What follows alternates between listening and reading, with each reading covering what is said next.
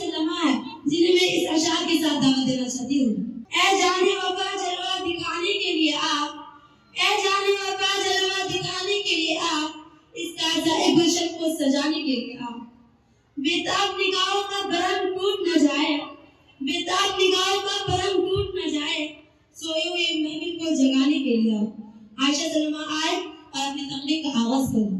الحمدللہ وکفا وسلام علی عبادہ الذین اصطفیٰ، اما بعد۔ محترم حاضرین، سامعین و سامعات، السلام علیکم ورحمۃ اللہ وبرکاتہ۔ میرا نام عائشہ ہے اور میں مدرسہ جامعہ رابعہ بصریہ لیبرا تربیت کی طالبہ ہوں۔ میرے لیے بڑی سعادت مندی اور خوش نصیبی کی بات ہے کہ آج کے اس بحث میں مجھے تعلیم کی اہمیت کے موضوع پر اظہار خیال کا موقع ملا۔ میرے پیارے سہیلیوں، تعلیم کی اہمیت ہر دور اور ہر معاشرے میں مسلم رہی ہے۔ تعلیم کا نور راستوں کو منور کرتا ہے، دلوں کو جگمگاتا ہے۔ فرد ہو یا معاشرہ، قوم ہو یا ملک، تعلیم کی بالادستی نے ہمیشہ اپنا وجود بنوایا ہے۔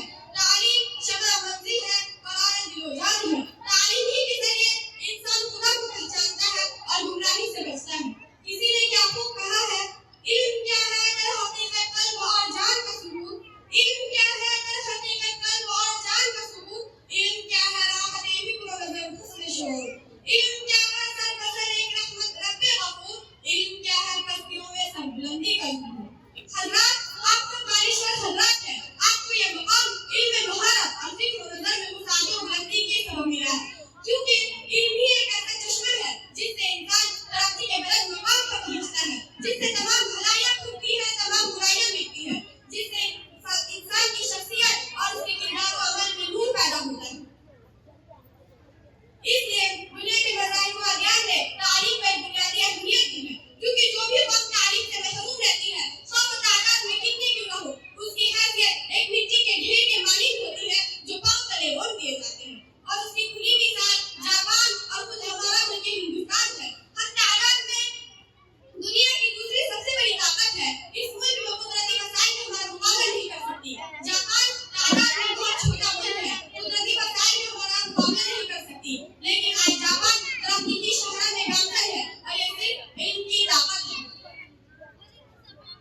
جناب والا، تعلیم ہر انسان چاہے وہ امیر ہو یا غریب، مرد ہو یا عورت، سب کی بنیادی ضرورت میں سے ایک ہے۔ یہ انسان کا حق ہے جو اسے کوئی چھین نہیں سکتا۔ اگر دیکھا جائے تو انسان اور حیوان میں فرق تعلیم ہی کی بدولت ہے۔ تعلیم ہی قوم یا معاشرے کے لیے ترقی کی ضامن ہے۔ یہی تعلیم قوموں کی ترقی اور بھلائی کی وجہ بنتی ہے۔ تعلیم حاصل کرنے کا مطلب صرف کالج یونیورسٹی سے ڈگری لینا نہیں ہے، بلکہ اس کے ساتھ ساتھ تمیز اور تہذیب سیکھنا بھی شامل ہے، تاکہ انسان اپنی معاشرتی روایات اور اقدار کا خیال رکھ سکے۔ تعلیم ہی وہ زیور ہے جو انسان کا کردار سنوارتی ہے۔ دنیا میں اگر ہر چیز دیکھی جائے تو وہ بانٹنے سے گھٹتی ہے، لیکن تعلیم ہی ایک ایسی دولت ہے جو بانٹنے سے کبھی گھٹتی نہیں بلکہ بڑھ جاتی ہے۔ جناب عالی مقام، انسان کو اشرف المخلوقات کا درجہ تعلیم ہی کی وجہ سے دیا گیا ہے۔ تعلیم حاصل کرنا ہر مذہب میں جائز ہے، اسلام میں تعلیم حاصل کرنا فرض کیا گیا ہے۔ آج کے اس پرآشوب اور تیز ترین دور میں تعلیم کی ضرورت بہت اہمیت کا حامل ہے، چاہے زمانہ کتنا ہی ترقی کر لے۔ حالانکہ آج کا دور کمپیوٹر کا دور ہے، ایک بھی ترقی کا دور ہے، سائنس اور صنعتی ترقی کا دور ہے، مگر اسکولوں میں بنیادی اصلی تعلیم، ٹیکنیکل تعلیم، انجینئرنگ، وکالت، ڈاکٹری اور مختلف جدید علوم کا حاصل کرنا آج کے دور کا لازمی تقاضا ہے۔ جدید علوم تو ضروری ہے ہی، اس کے ساتھ ساتھ دینی تعلیم کی بھی اپنی جگہ اہمیت ہے، اور اس کے ساتھ ساتھ انسان کو انسانیت سے دوستی کے لیے اخلاقی تعلیم بھی بے حد ضروری ہے۔ اسی تعلیم کی وجہ سے زندگی میں خدا پرستی، عبادت، محبت، خلوص، ایثار، خدمت خلق، وفاداری اور ہمدردی کے جذبات بیدار ہوتے ہیں۔ اخلاقی تعلیم کی وجہ سے صالح اور نیک معاشرے کی تشکیل ہوتی ہے۔ تعلیم کے اولین مقصد ہمیشہ انسان کی ذہنی، جسمانی اور روحانی نشوونما کرنا ہے۔ جناب صدر، علم جس قوم میں جاتا ہے اسے بلندی پر پہنچا دیا کرتا ہے، جس معاشرے میں جاتا ہے اس کو ممتاز کر دیا کرتا ہے، جس علاقے میں جاتا ہے وہاں سے تاریخی ظاہر ہو جایا کرتی ہے، جس گھر میں آتا ہے اس کو منور کر دیا کرتا ہے۔ جو لوگ معاشرے کے اندر تعلیم حاصل کرتے ہو